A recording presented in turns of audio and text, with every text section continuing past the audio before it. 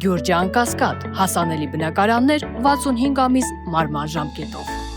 Դուք անհետ կորածների ծնողների հետ արդեն երկրորդ հանդիպումն է ազգային ժողովում տեղ ունեցել եւ այդ հանդիպման ավարտից հետո ծնողները դուրս են եկել եւ բավականին դժգոհություն են արտահայտել։ Առաջին դժգոհությունը օբյեկտիվ էր ըստ էության, որովհետեւ դուք նոր եք նշանակվել կոմիտեի նախագահ, երկրորդ անգամ հնչեցեցին այսպիսի կարծիք։ Փնթի ջուր ծեծոցի էր այնտեղ, ինչ կատարվում էր եւ երկրորդ անգամ կրկին պարոն Պողոսյան ծնողները հնչեցնում են ձեր անունը։ Ինչու են դժգոհ ձեր աշխատանքից։ Ժամանակ էր տվել, եթե 1.5 ամիս անցավ։ Իսկ ինչ էին նշում, որ իմ անունը Ասում էին, որ ըստ էության ԴՆԹ-ների հետ կապված այդ խնդիրները կան, ինչու չեն օրինակ հրավիրում Արսեն Թորոսյանին։ Չէ, ուզում եմ հասկանամ իմ անունը ինչի հետ էին կապում։ Ասում են, որ ըստ էության եկել էին, որ պետք է ասեին, ինչ են արել, ինչ չեն արել, փաստացի ոչինչ չի արել, փնթի աշխատանք է։ Այսինքն դուք այդ օրը ինչ հավաքվել եք 1.5 ամսվա ընթացքում, որ ցույց տայիք, որ ինչ եք արել, ծնողները դժգոհ գնացին։ Տիկին Մանուկյան, շնորհակալ եմ հարցի համար։ Ես նշեմ, որ որևիցե կերպ, որևիցե անգամ չեմ փորձում ըստ էության արդարացնեմ որևիցե քննիչի գործողությունները, անգործությունը եւ այլն։ Բայց առաջինը արձանագրենք, որ իմ նշանակումից ի վեր եւ նաեւ մինչեւ իմ նշանակումը քրեական վարույթներով հսկայածավալ աշխատանք է կատարված։ Քրեական վարույթը բաղկացած է հարյուրավոր հատորներից։ Այսօր առաջի հերթին պետք է արձանագրենք, որ բոլորս էլ գիտակցում ենք, որ անհայտ կորածների թվաքանակը կամ մինչև այն անձինք, ովքեր որ համաձայնվել են տանեն իրենց երեխեքի մասունքները ուղարկավոր են, այս թիվը նվազել է, չէ՞, եւ նվազել են չի արդյունքում, նվազել է նրա արդյունքում, որ քննիչները աշխատանք են կատարել, փորձակնություններ են նշանակել, գենետիկական տարբեր փորձակնություններ նշանակել, այսինքն այս առումով արձանագրենք, որ քննություն կատարվել է։ Հիմա երկրորդ հարցը այն է, թե որքանով է գոհացնում այս քննությունը դատավարության այս կամ այն մասնակցին, սա այլ հարց է։ Մենք կարող ենք մեզնից կախված ամեն ինչ անել, բայց այնուամենայնիվ դարձյալ լինեն մարդիկ, ովքեր օբյեկտիվորեն դժգոհ են քննությունից, որովհետև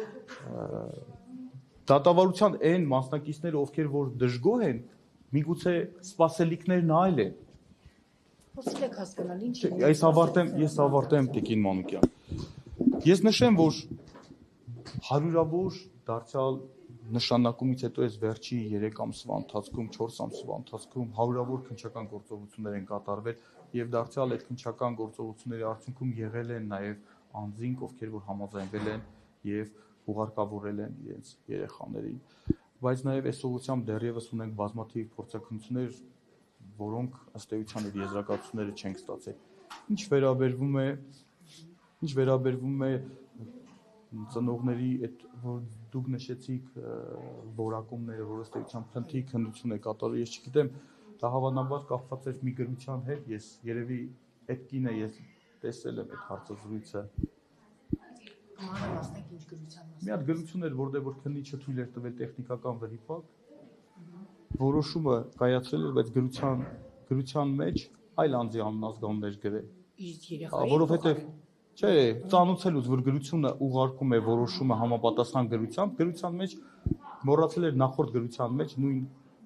այլ անձի տվյալներ էր նշել եւ էսի դարավ քննարկման առարկա, որ հնդի քննություն է կատարվել, այսինքն էսի համարեցին վերաբերմունք քննիչի կողմից։ Նշեմ, որ այդ առումով քննչական կոմիտեում ծառայական քննություն է նշանակված, բայց այդ անձը, ով որ այդ գրությունը ստացել է, ինքը լիարժեք ստացավ իր պատասխանը եւ բավարարված է, ինքը համոզվեց, որ դա ըստ էության տեխնիկական վրիպակի արդյունք է։ Եվ կներեք։ Եվ մի գրության հիման վրա մատնանշել եւ որակել քննությունը որպես հնդի,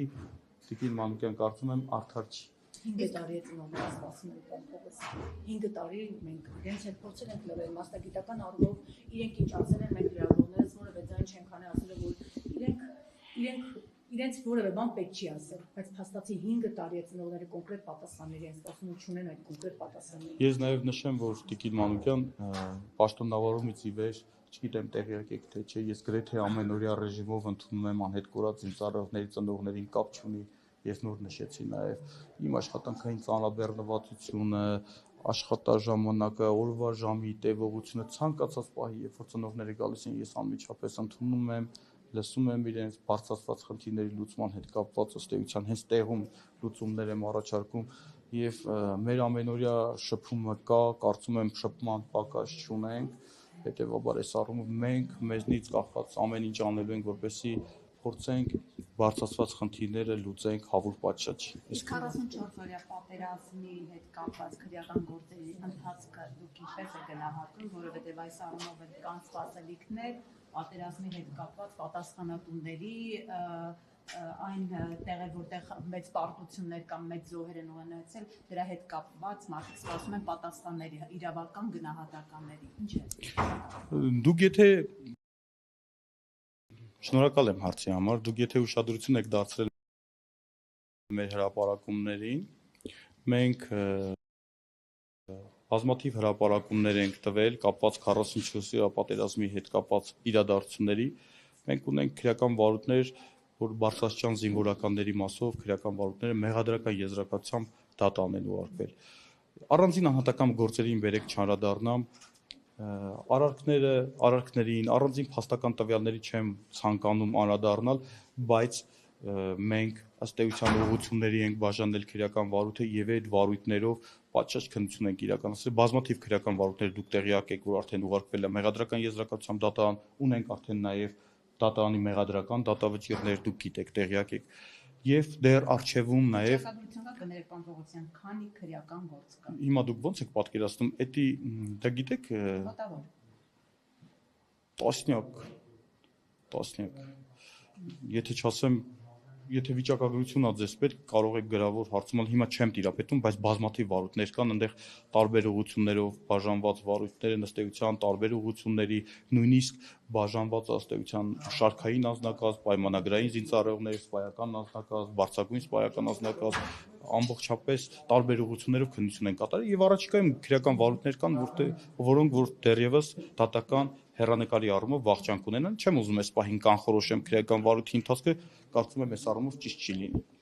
Իմ վերջին հարցը, ես մինչև նիստերի դալիճը, մինչև նիստը կսկսվի, ես նկատեցի, որ քրեական պատգամավոր Արփի Դավոյանը դες բավականին այսպես մտերիմ զրուցում էր եւ այլն։ Ձեր իսկ ղեկավարած կառույցում պարոն Պողոսյան քննչական կոմիտեում Արփի Դավոյանի վերաբերյալ քրեական վարույթ կա, որտեղ ինքը վկայի կարգավիճակ ունի։ Դուք քննչական կոմիտեի նախագահն եք, ինքը երկար ձեր զրուցումը, այսինքն բանակցում էր, որ կարճեիք գործը։ Իրենք չպետք է մոտենան ձեզ։ Պարոն Պողոսյան, որտեղ յուրաքանչյուրը կարող է մոտենալ, ձեզ դուք ղեկավար եք ու հետագայում դուք նաև կաշկանդվածություն ունենաք իրենց նկատմամբ քրեական վարույթներ նախաձեռնելու կամ քրեական գործը ձեր ցանկալի ուղղությամբ անելու, որտեղ իրենք մտնում։ Հիմա կոնկրետ Տիկին Դավոյանի մասով քննչական կոմիտեում ես օրերս էի հարցումս ուղարկել եւ հարցման պատասխանը ստացել որ նախագծությունը շարունակում է Տիկին Դավոյանը վկայի կարգավիճակ ունի։ Ինչ է ձեր համոզումը այդքան եկել պարոն Պողոսյան, որ կարճեիք։ Տիկին Մանուկյան, դուք նենց համոզիչ եք ձեր դիտարկումները ներկայացնում, զարմանում քննիչներից եք սովորել։ Ես որևիցե տեսակի, որևիցե առումով, որևիցե անձից կաշկանդվածություն չունեմ, այս մեկ, ես չգիտեմ ինչ գործի մասին է խոսքը։ Ձեր չասես Տիկին Դավոյանի այդ մասին։ Մենք գործով որևիցե կոնկրետ քրեական վարույթով կամ առանձին վարույթների վերաբերյալ որևիցե տեսակի, որևիցե քննարկում չենք ունեցել եւ չենք ունենալու։ Ինչ քննարկում ունեցել ենք, եղել է հրապարակային, դուք էլ այնտեղ նստած էիք, մեր քննարկումն այդ ձևաչափով։ Ես կհետևեմ քննության։ Ես սպասել եմ երկրորդ է լինելու պարոն Պողոսյան։ Բայց դուք ձեր խոսքով նշում եք, որ վկայի, եթե անձը վկայի կարգավիճակ ունի, վկա մեկ քայլ է մեղադրյալը, բայց մեկ քայլը նաև կարճվել է գործը։ Դուք մտածում եք, որ վկայից մեկ քայլ է, բայց դուք գիտեք, որ նոր օրենքով արգելվում է, եթե անձը փաստացի կասկածվում է, որպես վկա հարցաքննել։ Գիտեք։ Դա չգիտեմ։ Դե իմացեք։ Բայց բոլոր դեպքերում ես կհետևեմ քննության ընթացքին։ Հարգելի լրագրողներ, ես անկեղծ եմ ասում, կներեք էլի, ես հասկանում եմ, ես հույս ունեմ, որ այն հրապարակային քննարկումների ժամանակ նաև ձեր կողմից բարձրացվող բազմաթիվ հարցերին ես անդրադարձա, կներեք, խնդրում եմ մի հանգամանք չանտեսեք, որ ես մի քանի ժամ նիստում ելույթ եմ ունեցել եւ բնականաբար հոգնել եմ։ Ընդհանրապես վերջին հարցը։ օրինակ սպառնում է քաղաքացուն անձը, ես կտամ հետո այդ անձը ով է։ Լեզուդ կկտրեմ, ականջներդ կկտրեմ։ Դա սպառնալիք է թե ոչ։ Դուք պրոֆեսիոնալ իրավաբան եք։ Ես պրոֆեսիոնալ իրավաբան որպես պատասխանեմ, եթե դուք Ասում եմ, sense համեստաբար ընդունեք որպես սպառնալիք, լեզուդ կկտրեմ, ականջներդ կկտրեմ։ Տիկին Մանուկյան, անկեղծ որպես իրավաբան, ոչ թե որպես պրոֆեսիոնալ, այլ որպես հասարակ իրավաբան նշեմ։ Ցանկացած բառակապակցություն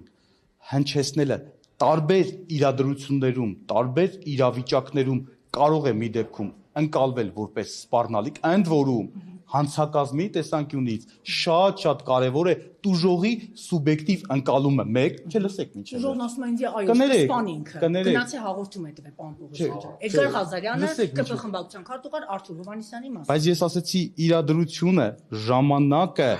վայրը, դրանից առաջ տեղի ունեցող իրադարձությունները մի հատ sense մի օրինակ բերեմ։ Այո։ Ծնողը իր երեխուն, օրինակ, ինչ-որ նույն ձեր ասած բառակապակցությամբ ինչ-որ արտահայտություն է, դա դիտելու ենք սպառնալիք։ Նույնական դեպքերը չեն ազգային ժողովի նիստերի դալիճում ազգն ասում է այո ընդունեք սպառնալիք լեզուդ կկտրեմ ականջներդ կկտրեմ Ես սահմանափակվեմ, չէ, ես սահմանափակվեմ այս առումով ձեր հարցին կարծում եմ պատասխանեցի։ Շնորհակալ եմ ձեզանից անչափ հաջողություն